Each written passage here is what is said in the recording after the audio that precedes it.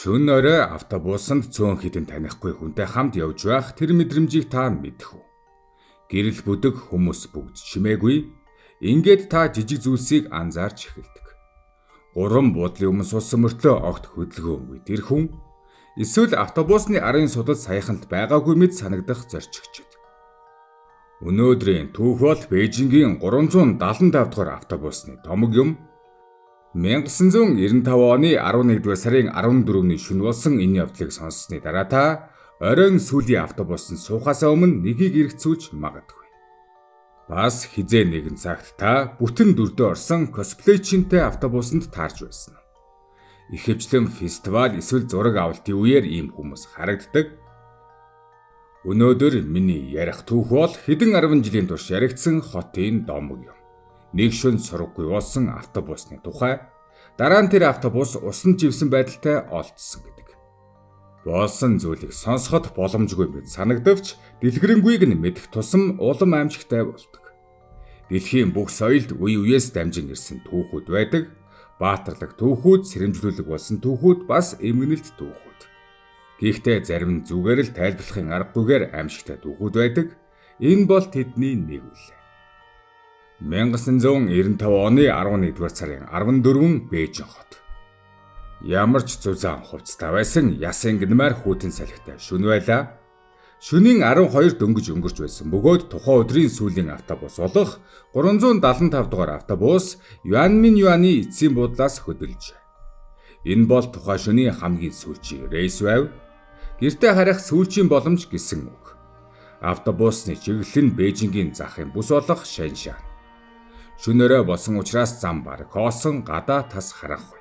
Бас хүйтэн зайлшгүй шаардлагагүй бол хүн гадаа гарахааргүй шөнө байв. Автобусанд зөвхөн жолооч болон эмэгтэй тасалбар шалгагч байлаа. Автобус харанхуйг зүсэн явсаар хуучин зууны ордны өмнөд хаалганы ойролцоо зогсов.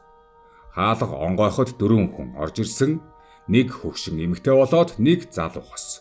Мөн ганцаараа явж байсан нэг залуу. Хосууд жолоочин ард суув.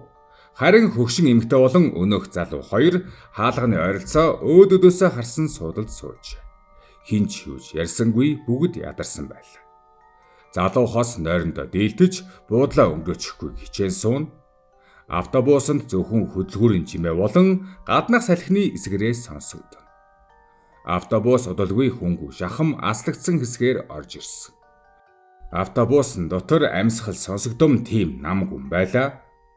Ингээд тэд замаа үргэлжлүүлэн явж байтал жолооч замын хажууд гараараа дохиж буй хоёр хүнийг олж харжээ.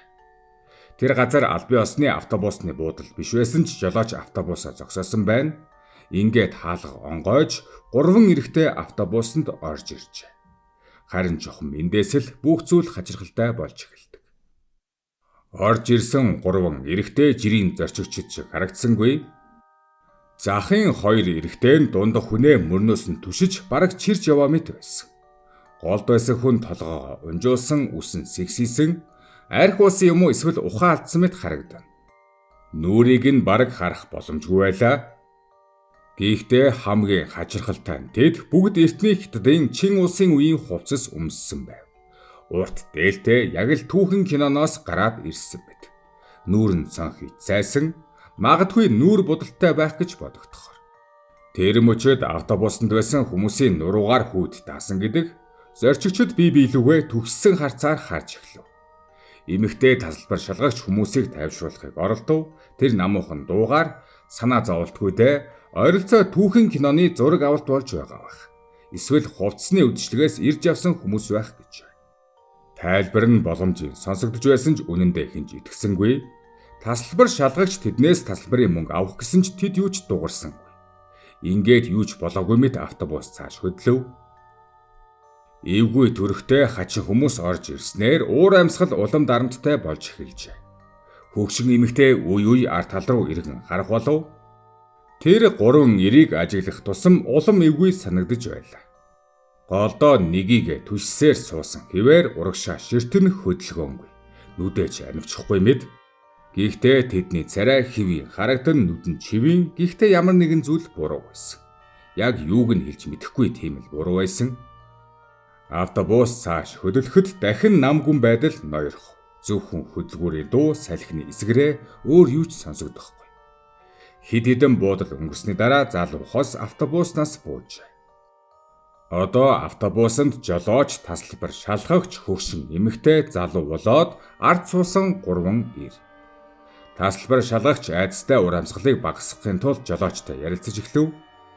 Тэр орой хоолндоо юу идсэн тухай, саяхан гарсан киноны тухай, жирийн жижиг яриануул тэд инээлдэж эхэлжээ. Хэсэг хугацаанд бүх зүйл хэвээ мэд санагдав. Гэтэл гинэд хөгшин эмэгтэй суудлаасаа босон урдаа сууж байсан залууг цохив. Тэгээд чангаар чи миний төрөвчийг хулгайлсан, чи л авсан хэмээн орилжээ. Залуу бүр гайхширч орхив. Юу яриад байгаа юм? Би эндээс хөдөлсөн ч үгүй шүү дээ гэж хэлв. Гэвч хөгшин эмэгтэй улам чангаар орилсоор байлаа. Тасалбар шалгагч тайвшруулахыг оролдсон ч нэмэр болсонгүй. Эмэгтэй улам уурлаж эхлэв. Залуу өөрийгөө хамгаалan маргалдав. Тэгтэл хөгшин эмэгтэй түүний хувцсны захаас шүүрж аваад дараагийн буудал дээр буулгах нь би энэ хулгайчийг цагдаад өгнө гэжээ. Залуу юу ч ойлгосонгүй. Гэхдээ жолооч дараагийн буудал дээр зогсов. Хөгшин эмэгтэй түүнийг жирсээр автобуснаас буулгажээ. Залуу харанхуйн дунд холдон одох автобусыг алмаар гарч үлдэв.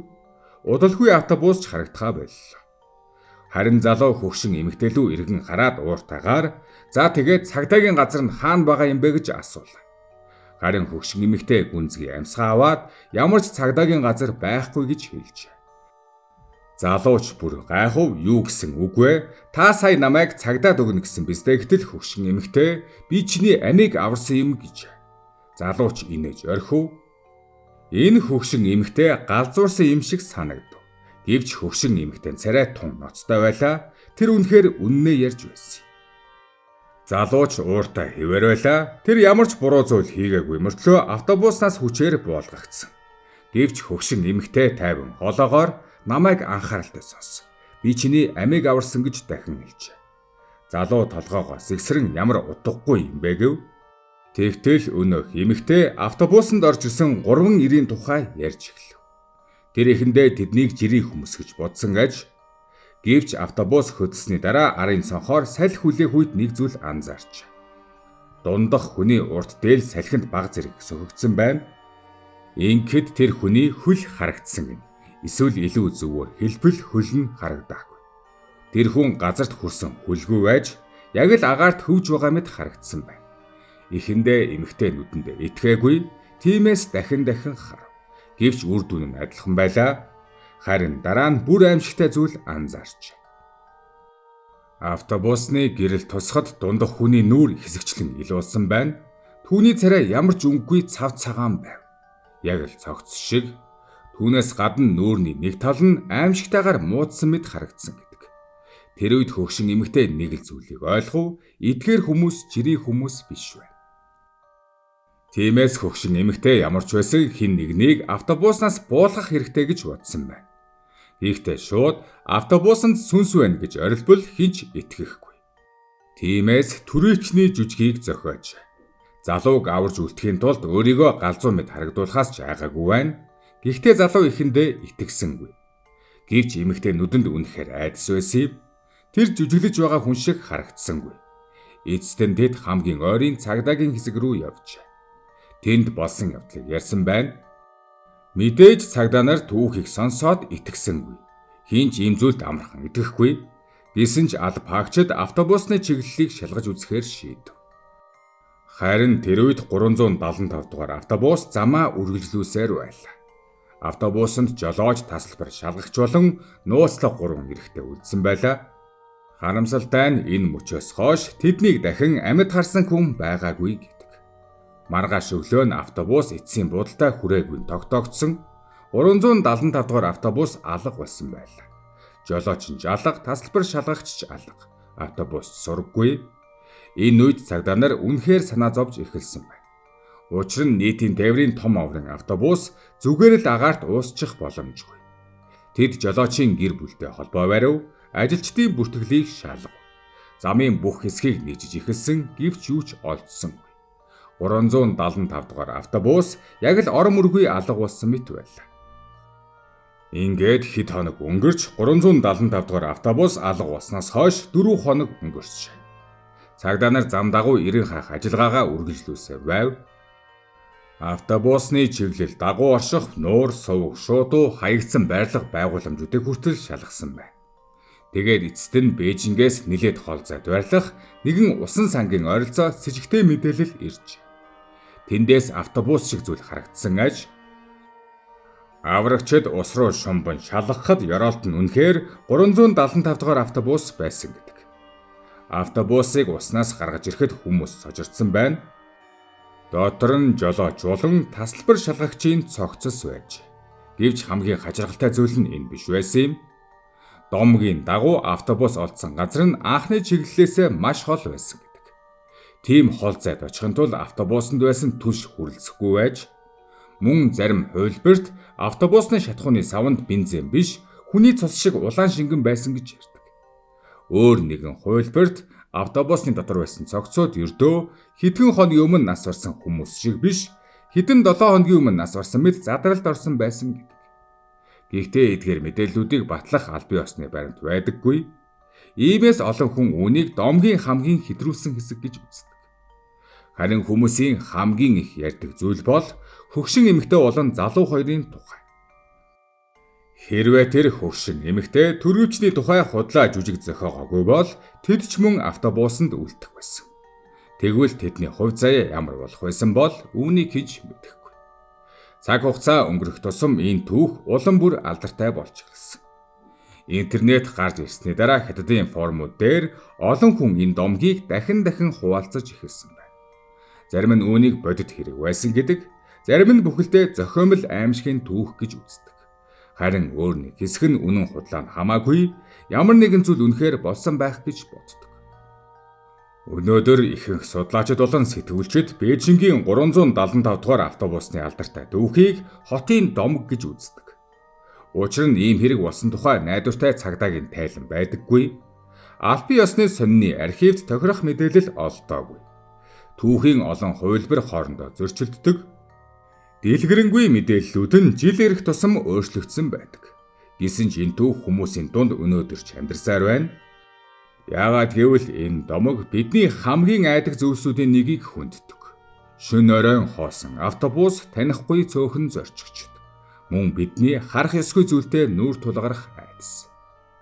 Тиймээс хэрвээ та хизээ нэгэн цагт оройн сүүлчийн автобусанд ганцаараа сууж яваад арын суудалд чинь хизээ суусныг нь санахгүй зорчигчийг олж харвал дотроо айд сандарсан ч бай, одоо та бэлтгэлтэй бол.